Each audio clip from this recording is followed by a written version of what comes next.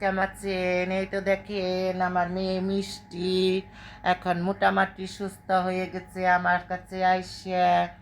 এখন ভালো মোটামুটি হাঁটতে পারে। ও খুব অসুস্থ, হওয়ার জন্য সবাই দোয়া করবেন।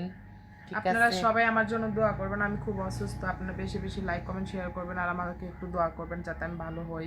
আপনাদের দোয়ায় কখন কার দোয়া লাগে কেউ বলতে পারে না। আপনারা বেশি বেশি করে দোয়া করবেন যাতে আমি সুস্থ হতে পারি। তৃতীয় লিঙ্গ হয়েছে তো কি হয়েছে, একটা মায়ের পেট থেকেই তো হয়েছি।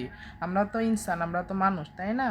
আপনারা আমার জন্য দোয়া হ্যাঁ, করবেন যাতে আমি সুস্থ হয়ে যাই। আমিও আপনাদের জন্য দোয়া করি আপনারা ভালো থাকেন, সুখে থাকেন।